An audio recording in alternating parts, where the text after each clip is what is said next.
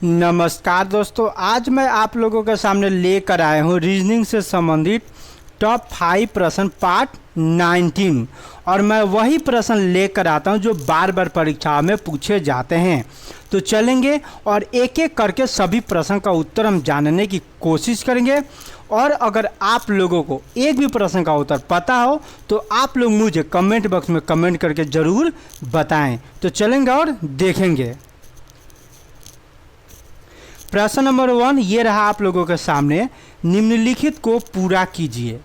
अब यहाँ पे क्या करना है, इसको पूरा करना है। तो देखो, इस प्रश्न को सॉल्व करने के लिए सबसे पहला काम आप क्या करोगे, आप लोग इसे गिन लोगे। तो गिनने के बाद चलते हैं, देखते हैं ये कितना संख्या दिया हुआ है। तो 1 2 3 4 5 6 7 8 9 10 11 12 13 14 15 16 17 18, ये जो दिया हुआ है टोटल 18 दिया हुआ है। अब 18 को आप कितने पेयर बना सकते हो, अगर हम बात करें तो सिर्फ 18 रख सकते हैं। तो ये गलत होगा, ऐसे हमें नहीं बना सकते कभी भी। मान लो कि यहाँ पे हम 6 करके 3 पेयर बना सकते हैं, ये भी गलत हो सकता है क्योंकि हमें कभी भी नीचे आना है। सबसे पहले मान लो कि हम ऊपर से आ रहे हैं, अभी 9 करके 2 पेयर बना सकते हैं, ये भी नहीं हो सकता। यहाँ पे मान लो कि हम 2 करके हम 9 पेयर बना सकते हैं। और अगर हम देखें तो 3 करके हम 6 पेयर बना सकते हैं। तो सबसे पहले चलते हैं, हम 3 पेयर करते हैं, यानी 1 2 3 1 2 3 1 2 3 1 2 3 1 2 3 1 2 3, ये हमारा 3 पेयर बन गया। पेयर आप लोगों को ऐसे बनाना है कि जो पहले पेयर में होगा दूसरा पेयर में भी पहले स्थान पर होना चाहिए, तीसरा पेयर में भी पहले स्थान पर होना चाहिए, चौथा पेयर में भी पहले स्थान पर होना चाहिए।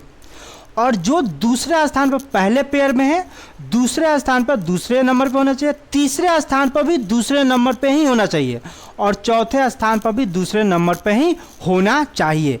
और अगर मान लो तीसरे स्थान पर जो पहले में होना चाहिए दूसरे में भी तीसरा स्थान पर होना चाहिए, तीसरे में भी तीसरा स्थान पर होना चाहिए। अब आप लोग सोचते होंगे ये मैं क्या कह रहा हूँ, तो चलेंगे और समझेंगे। देखो, यहाँ पे जो पहले स्थान पर बी है ना, तो इसमें भी पहले स्थान पर बी ही होना चाहिए, यही तो होता है पेयर। यहाँ पर बी है ना, तो यहाँ पर भी पहले स्थान पर बी होना ही चाहिए। अगर यहाँ पर भी नेक्स्ट में जाओगे तो बी होना चाहिए, लेकिन यहाँ पे कुछ नहीं है, तो यहाँ पर आप क्या करोगे, बी लगा लोगे। अब आगे चलोगे तो बी होना ही चाहिए, बी तो है पहले से। आगे जाओगे तो बी तो पहले से है, यानी ये हमारा जो पेयर बना हुआ है अभी तक ठीक है।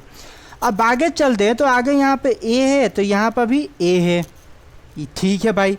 यहाँ पर भी ए है, यहाँ पर भी ए है, लेकिन यहाँ पे कुछ नहीं है, तो यहाँ पे ए हो जाएगा। और यहाँ पर भी ए हो गया, माने ए दिया हुआ है, यानी ये जो पेयर है अभी तक ठीक है, अभी तक कोई दिक्कत नहीं है। अब यहाँ पे कुछ नहीं दिया हुआ है, यहाँ पर भी कुछ नहीं है, लेकिन यहाँ पे सी है, तीसरे नंबर पे सी है, यहाँ भी तीसरे नंबर पे सी है, यहाँ भी तीसरे नंबर पे सी है, यहाँ भी तीसरे नंबर पे सी है।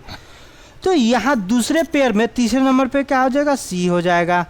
और पहले जो पेयर है उसमें तीसरे नंबर पे सी हो जाएगा। अब सब क्या क्या हमने यहाँ पे भरा हुआ है चलेंगे देखेंगे।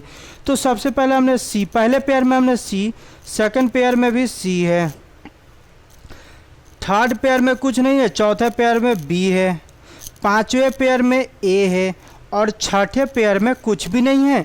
तो यही हमारा राइट आंसर हो जाएगा, ऑप्शन नंबर बी, CCBA। देखो, ऐसे प्रश्न को सॉल्व करने के लिए सबसे पहले आप गिन लोगे। सबसे पहला काम करोगे, आप गिन लोगे। गिनने के बाद आप पेयर में बांट लोगे। बांटने के बाद आप ध्यान दोगे कि जो पहले पेयर में पहले स्थान पर है वही जो दूसरे पेयर में पहले स्थान पर होना चाहिए, तीसरे पेयर में पहले स्थान पर होना चाहिए, यानी सब पहले स्थान पर होना चाहिए। सब दूसरे जो पहले पेयर में पहले स्थान पर था वो हमने देख लिया। अब हम देखेंगे कि पहले पेयर में दूसरे स्थान पर जो भी होगा दूसरे पेयर में दूसरा स्थान पर होगा, तीसरे पेयर में दूसरा स्थान पर होगा, चौथे पेयर में भी दूसरा स्थान पर होगा। तो ही आपका पेयर सही बना हुआ है, अन्यथा आपका जो भी पेयर बना हुआ है गलत हो सकता है। तो हो सकता है आपको नंबर भी ना मिले, नंबर कट जाए। ठीक है, तो ऐसे प्रश्न को सॉल्व करने के लिए सबसे पहले आपको क्या करना पड़ेगा, प्रैक्टिस करना पड़ेगा। तो इसका राइट आंसर हो जाएगा ऑप्शन नंबर बी। तो मैं उम्मीद करूंगा कि ये वाला प्रश्न आप बहुत ही बढ़िया से समझ गए होंगे। अब आगे चलेंगे और देखेंगे नेक्स्ट प्रश्न क्या है। तो नेक्स्ट प्रश्न है कि निम्न को पूरा कीजिए। अब यहाँ पे हमें क्या करना है कि निम्न को पूरा करना है। जैसे यहाँ पे 8 गुने 8 बराबर में 72, 6 गुने 6 बराबर में 42, 7 गुने 7 बराबर में 56 और 5 गुने 5 बराबर में क्या होगा, यही आप लोगों को बताना है। तो चलेंगे और देखेंगे। 8 में मान लो 8 से गुना करते तो 8 8 64 ही होता है, लेकिन यहाँ पे हमें दिया हुआ है 72। तो मान लो कि 8 से 8 में ना गुना करके हम 9 में करते हैं गुना, मतलब एक आगे बढ़ जाते हैं। तो 8 9 72, यानी ये ठीक है।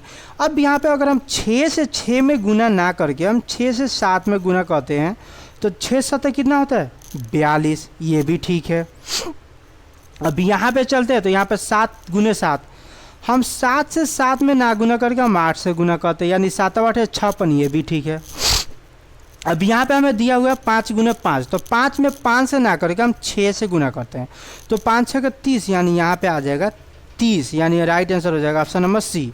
ध्यान से समझो, यहाँ पे दिया हुआ है 8 गुने 8, तो हम 8 गुने 8 से ना करके हम 9 से किए तो हमारा आ गया 72। यहाँ पे गुना दिया हुआ है 6 गुने 6, तो हमने 6 से 6 में ना गुना करके हमने 7 में गुना किया तो हमारा आ गया 42। यहाँ पे दिया हुआ है 7 गुने 7, तो हमने 7 से 7 में गुना ना करके हमने 7 से 8 में गुना किया तो हमारा आ गया 56 जो दिया हुआ है। उसी प्रकार यहाँ पे हम 5 से 5 में गुना ना करके हम 5 से क्या करेंगे, 6 में गुना करेंगे तो हमारा आ गया 30, यानी राइट आंसर हो गया ऑप्शन नंबर सी। तो मैं उम्मीद करूँगा कि ये वाला प्रश्न भी आप बहुत ही बढ़िया से समझ गए होंगे। अब आगे चलेंगे और देखेंगे नेक्स्ट प्रश्न क्या है। तो नेक्स्ट प्रश्न है कि यदि किसी सांकेतिक भाषा में CLERK को EOIWQ लिखा जाता है तो TABLE को उसी भाषा में कैसे लिखा जाता है। तो सबसे पहले तो हमें ये देखना कि CLERK और EOIWQ में क्या रिलेशन है। तो चलेंगे और देखेंगे। मान लो कि मैं यहाँ पे लिख लेता हूँ CLERK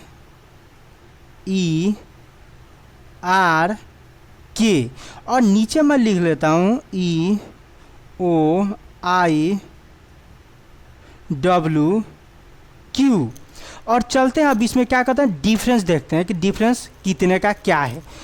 तो देखो, अगर ऐसे प्रश्न आप सॉल्व करना चाहते हो तो सबसे पहले आप लोगों को ABCD पता होना चाहिए कि ABCD में कौन कितने नंबर पे आता है। तो अगर हम यहाँ पर देखते हैं कि C कितने नंबर पे आता है तो C हमारा आता है 3 नंबर पे और E हमारा आता है 5 नंबर पे, यानी कितने की बढ़त हो रही है, 2 की बढ़त हो रही है। 2 की बढ़त हो रही है, यानी C आता है 3 नंबर पे, 3 में आप 2 जोड़ देते हो तो 5 नंबर पे आपका E निकल के आ जाता है, यानी 2 का बढ़त हो रहा है। L कितने नंबर पे आता है, तो L हमारा आता है 12 नंबर पे, O हमारा आता है 15 नंबर पे, यानी इसमें कितने की बढ़त हो रही है, 3 की बढ़त हो रही है। अब यहाँ पे देखना है कि E कितने नंबर पे आता है, तो E हमारा आता है 5 नंबर पे और I हमारा आता है 9 नंबर पे, यानी इसमें बढ़त जो हो रहा है 4 का बढ़त हो रहा है। अब यहाँ पे देखना है कि R कितने नंबर पे आता है, तो R हमारा 18 नंबर पे आता है और W हमारा आता है 23 नंबर पे, यानी इसमें जो बढ़त हो रहा है 5 का बढ़त हो रहा है। अब यहाँ पे हम देखेंगे K कितने नंबर पे आता है, तो K हमारा आता है 11 नंबर पे और Q हमारा आता है 17 नंबर पे, यानी इसमें जो बढ़त हो रहा है 6 का बढ़त हो रहा है, 6 का बढ़त हो रहा है। उसी प्रकार मान लो कि यहाँ पे मैंने लिख दिया TABLE।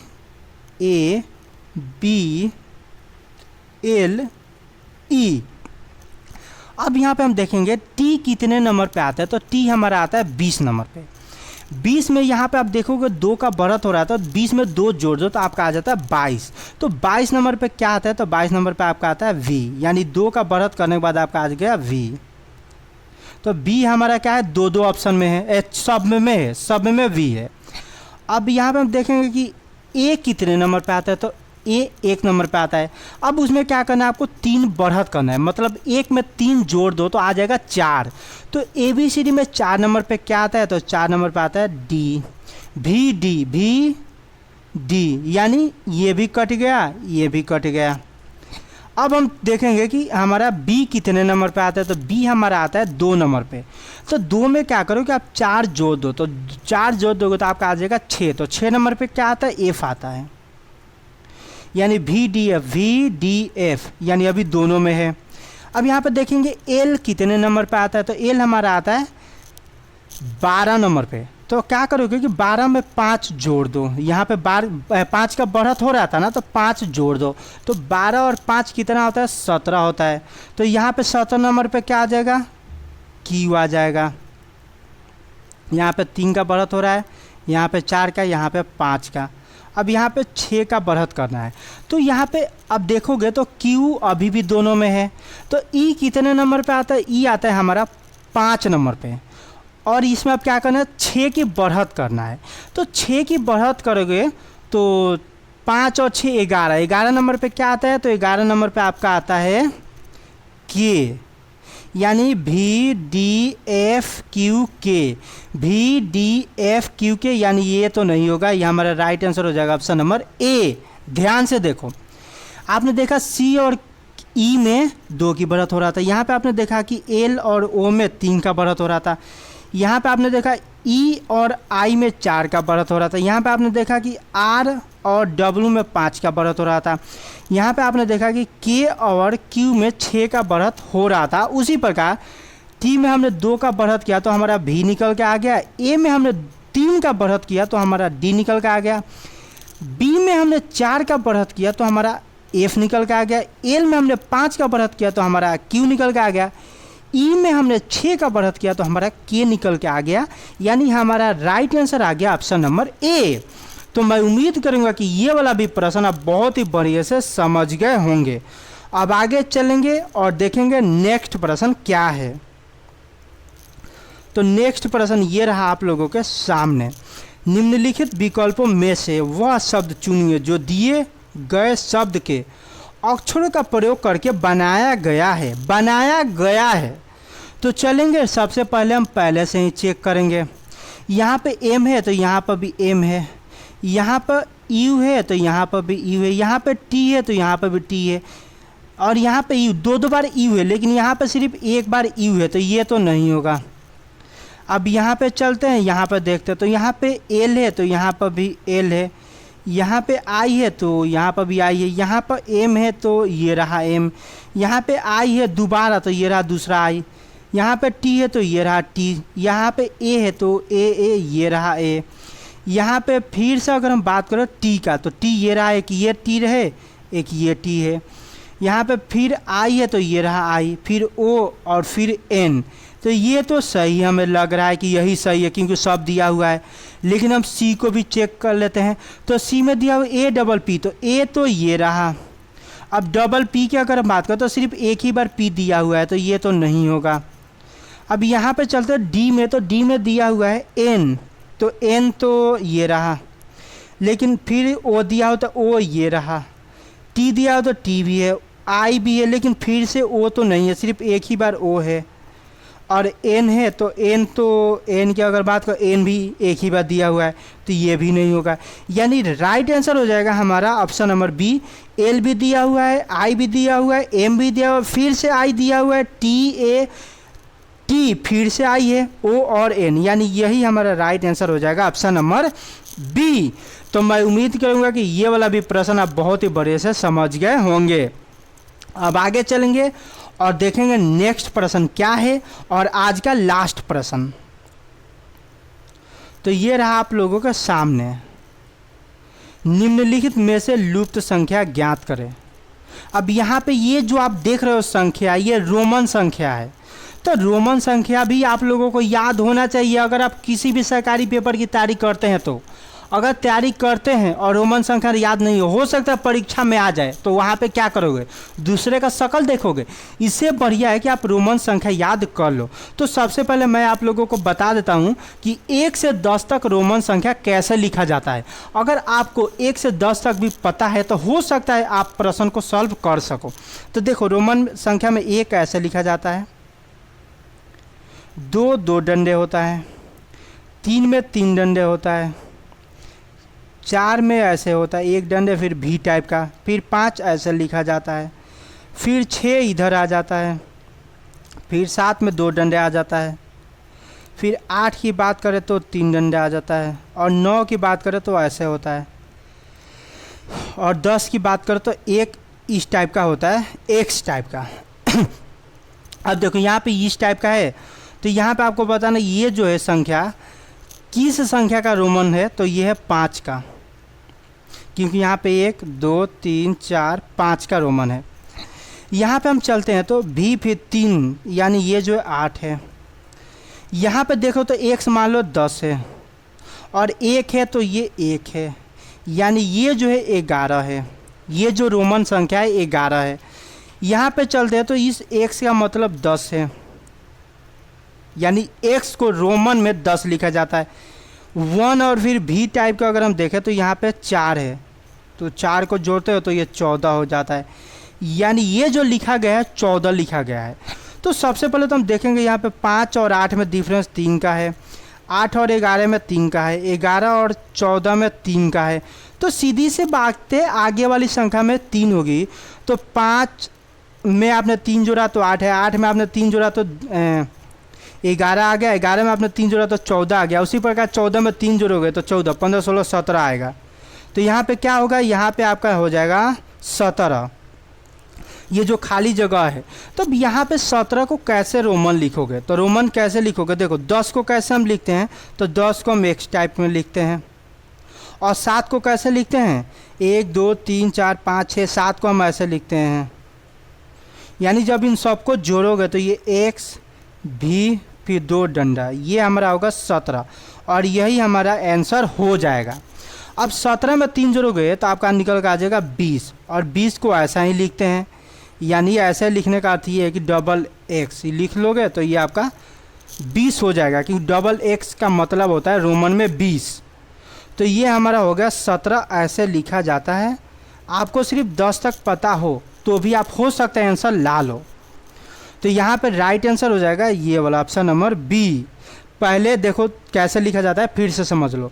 यहाँ पे हमें लिखना है 17, तो 17 में क्या क्या संख्या होती है, 10 भी होती है और 7 भी होती है। 10 रोमन में कैसे लिखा जाता है, ऐसे, और 7 कैसे लिखा जाता है, 7 ऐसे लिखा जाता है, और इन दोनों को जोड़ोगे तो ये आपका निकल कर आ जाएगा एक्स भी 1 1, और यही आपका हो जाएगा 17, और यही आपका आंसर हो जाएगा ऑप्शन नंबर बी।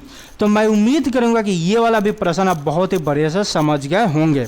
तो आज का क्लास यहीं तक था। अगर ये वीडियो आप लोगों को पसंद आया हो तो वीडियो को लाइक करें, अपने दोस्तों के साथ शेयर करें, और चैनल को सब्सक्राइब करें। ठीक है, बाय दोस्तों, बनाई दो दोस्तों।